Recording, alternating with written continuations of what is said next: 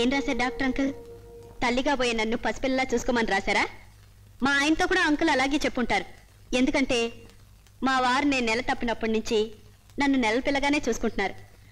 బరువు ఉంటానని ఎత్తుకోవడం మాత్రం చేయట్లేదు. మీ ఆయన మీతో ఇప్పుడు వచ్చారా? ఇప్పుడేంటండి, ఎప్పుడు నా వెంటే ఉంటారు. నా మాంగళ్య బలం చాలా గొప్పదండోయ్. ఒక్క క్షణం కూడా నన్ను వదిలిపెట్టి ఉండలేరు. మీ వారితో నేను మాట్లాడాలి, మీరు వెళ్ళి ఆయన పంపించండి. అలాగే.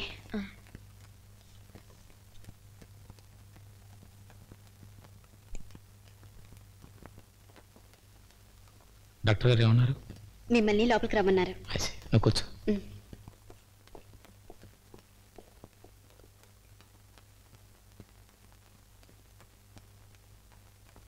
Good morning doctor.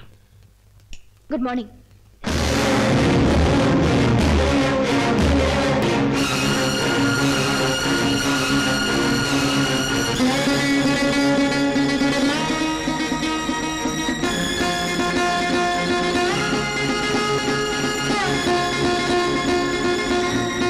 ఆగండి.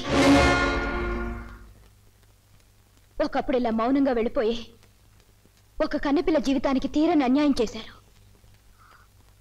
మళ్ళీ ఇలా మౌనంగా వెళ్ళిపోతే మీరు కట్టుకున్న మనిషి బ్రతుకు కూడా అన్యాయం అయిపోతుంది. వెళ్ళిపోతారా?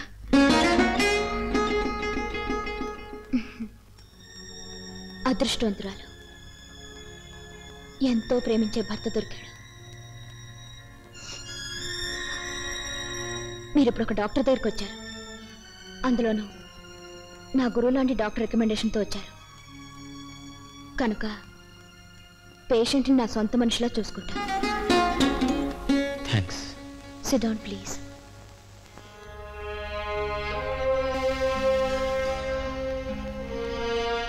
మంచితనము మంచి రూపము రెండూ కలిసి ఉన్న అమ్మాయి పాపం. ఎవరో చేసిన పాపానికి ఆమెను శిక్షిస్తున్నాడు దేవుడు.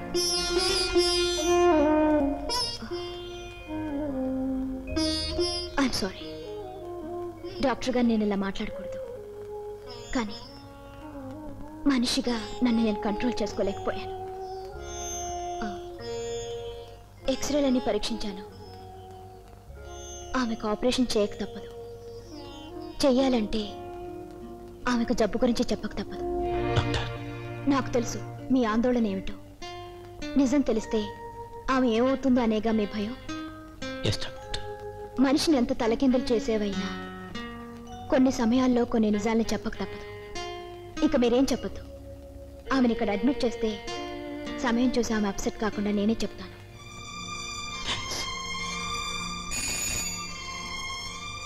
వీరి భార్యని స్పెషల్ వార్డులో అడ్మిట్ చేయండి. yes doctor. Thanks a lot.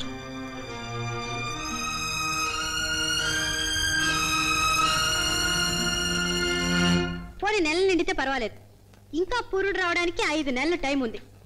ఇప్పుడే ఇక్కడ తీసుకొచ్చి చేర్చడం ఎందుకండి? అది కాదు రాధ, పురుడు వచ్చేవారు నువ్వు ఇక్కడ ఉండాల్సిన అవసరం లేదు. ఇక్కడ వారం రోజులు ఉంటే డాక్టర్ రోజు ఎగ్జామిన్ చేస్తారు, మెడిసిన్స్ ఇస్తారు, అది తీసుకుని మనం వెళ్ళిపోవచ్చు. That's all. ఓహో, నేను ఇక్కడ చేరడం మంచిదని మీరు అభిప్రాయపడ్డారా లేక డాక్టర్ అమ్మ అభిప్రాయపడిందా? ఏ అలా అడుగుతున్నావు? డాక్టర్ అమ్మ అభిప్రాయం అదే అయితే తప్పకుండా ఒప్పుకొని తీరాల్సిందే. అవునండి, డాక్టర్ గారు వయసుకు చిన్నదానిలా కనిపించినా చాలా తెలివిగలదనుకుంటాను. ఏమిటండి, నాకేవో కాంప్లిమెంట్స్ కాంటాక్ట్ సర్టిఫికేట్స్ ఇస్తున్నట్టున్నారు. అవన్నీ ఇస్తే మీరు వేసే ఇంజెక్షన్ కాస్త మెల్లిగా నొప్పి లేకుండా వేస్తారని. అయితే దాన్ని కాంప్లిమెంట్స్ అనకూడదు, కాకా అనాలి. చూడండి, పిల్లాడు అన్నాక పుట్టిన వాడైనా పుట్టపోయేవాడైనా అల్లరి చేసి తీరుతాడు కదండి. అలాగే నా కడుపులో ఉన్న వాడికి ఏమి తోచగా బోర్ కొట్టి కాళ్ళు చేతులు కాస్త అలా కదిపాడు అనుకోండి, అప్పుడు నొప్పి రావడం సహజం కదండి. అంత మాత్రం నేను కంగారు పడి కింద మీద అయిపోతే ఎలా చెప్పండి? అంత కంగారు పడుతున్నారంటే మీ మీద ఎంతో ప్రేమ ఉందన్నమాట. సర్లేండి, కట్టుకున్న వాడికి పెళ్ల మీద కాకపోతే ఇంకెవరి మీద ఉంటుంది? ఒకవేళ ఉన్నా కట్టుకుంది ఊరుకుంటుందా? అది సరే కానండి, మీరు పెళ్లి చేసుకోవడానికి కారణం ఏమిటి? కారణమా? మీరే. నేనా? మీలాంటి పేషెంట్ల కారణంగా తీరిక దొరక్క. అంతేనా? లేకపోతే మీరు కూడా ఎవరినైనా ప్రేమించి. రాధా, నేను అలా బజార్కి వెళ్ళి బ్రెడ్ బటర్ తీసుకొస్తాను. సారీ డాక్టర్, మీరు కాస్త ఓపిక పట్టాలి, కొంచెం ఎక్కువ మాట. నా మాట అలా ఉంచండి. మీరు ఏదైనా మంచి హోటల్కి వెళ్ళి కడుపు నిండా భోంచేయండి. అసలు మీరు భోంచేసి 2 రోజులైంది. అలాగే. డాక్టర్ గారు, నేను ఎక్కువ రోజులు ఇక్కడ ఉండాలంటే ముందుగా నాకు చెప్పండి. ఎందుకంటే మా వారిని పంపించేసి నన్ను చూసుకోవడానికి మా అమ్మగారిని పిలిపిస్తాను. ఏ ఆయన మీ విషయం చూసుకోరా? నా విషయం చూస్తూ కూర్చుంటే మీ విషయం చూడడానికి కుదరదానికి. నా విషయమా? అదేనండి, ఆయన అక్కడ ఉద్యోగం చేయకుండా ఇక్కడే కూర్చున్నారనుకోండి, తర్వాత మీ విషయం చూడడానికి డబ్బులు రావు. భలేవరే. సరే వస్తాను. డాక్టర్ గారు ఇక్కడే ఉండండి, నాకేం తోచడం లేదు. కాసేపు కబుర్లు చెప్పుకుందాం. అది కాదండి, నేను రౌండ్స్కి వెళ్ళాలి. ఫినిష్ చేసుకున్న తర్వాత వస్తాను. Okay, thank you very much.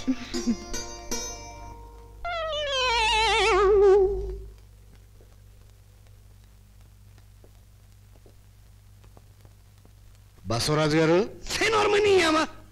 బావగారు మీరా? బావగారు, విదేశాలన్నీ తిరిగి వచ్చిన నీ సుపుత్రుడు ఇలా టోపీ కింద మొహం దాచుకుని పడుకుంటున్నాడు ఏమిటండి? ఈడ అమ్మ చెబితే నీకు బుర్రకెక్కి చావడం లేదు. స్వప్నమని అర్జెంటుగా ఇడికి పెళ్లి చేయలేదని అలిగి కూర్చున్నాడు. వాట్ డాడీ వాట్ అంటున్నావు?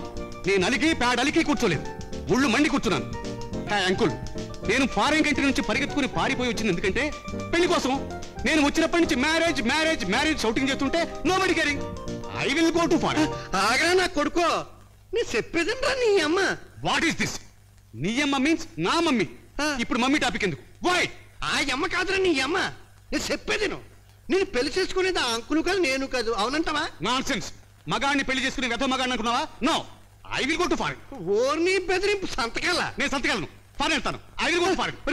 బాగారా బాగారా బాగారా.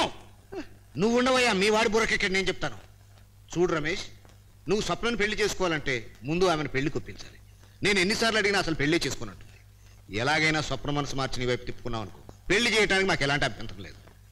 తన మనసుని బాడీని నా వైపు టర్న్ చేసుకోవాలని నేను డే అండ్ నైట్ ట్రై చేస్తూ ఉంటే నాకు ఓల్డ్ ఏజ్ రావచ్చుగా. రేయ్, నేను యదవనై నీ దేశానికి పంపించాను, నువ్వు యదవై ఈ దేశాలను తిరిగి వచ్చావు. నీ బొక్కలో ఇంగ్లీష్తో నా డొక్క సింపెత్తున్నావురా. బావగారు, ఆ ఇంగ్లీష్లో ఏంటంటున్నాడు తెలుగులో చెప్పండి. Hello uncle. అమ్మో sambar. Hi Ramesh. Hi dream dream dream. బావగారు, దీని అమ్మ ఈడెప్పుడో పిల్ల మీదకి డీమ్ డీమ్ డీమ్ డీమ్ అని వెళ్తాడంటే ఏంటండి? డ్రీమ్ అంటే స్వప్నం అని అర్థం. ఆ అమ్మాయి యాదవా తెలుగులో పిలిచావచ్చు కదా. ఇవన్నీ లండన్లో నేర్పుతారు కాబోలు. నా హాట్ నైట్స్ లో విహరించే కైట్, నీ సైట్ నా డిలైట్, నీ ఆర్బిట్ లో నేను శాటిలైట్. అబ్బా రమేష్, నాకు తలనొప్పిగా ఓ ఉంది. అయితే చెప్పు, డెన్మార్క్ వెళ్ళి డాక్టర్ తీసానా, మాంటర్లో వెళ్ళి మెడిసిన్ తీసానా, లేకపోతే నేను అమెరికా తీసుకెళ్ళి ఆసుపత్రులు చేర్పించానా? Come on tell me. నువ్వేం చేయక్కర్లేదు, నన్ను ఒంటరిగా వదిలేసి వెళ్ళిపోతే చాలు. అలాగే, నువ్వు చెప్పినట్టు చేస్తాను. Take rest, I will do what you say.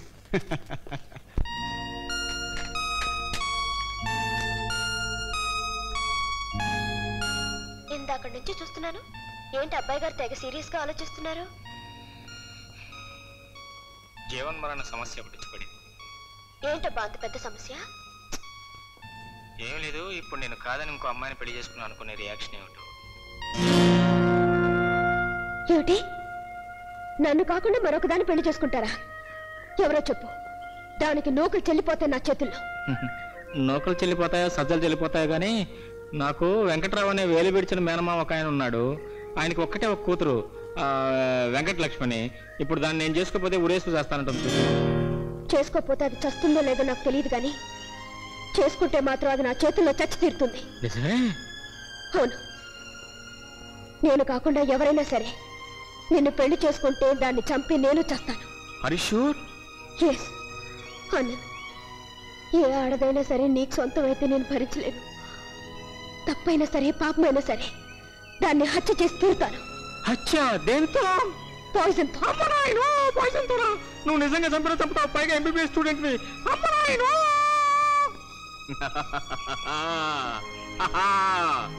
పిచ్చిదానా, నిన్నేదో ఏడిపించడం కోసం అంటే అలా వయసు పడిపోతావే. పైగా ఇలాంటి బంగారు బొమ్మను వదులుకుని ఎవరిని ఎందుకు తీసుకుంటారు?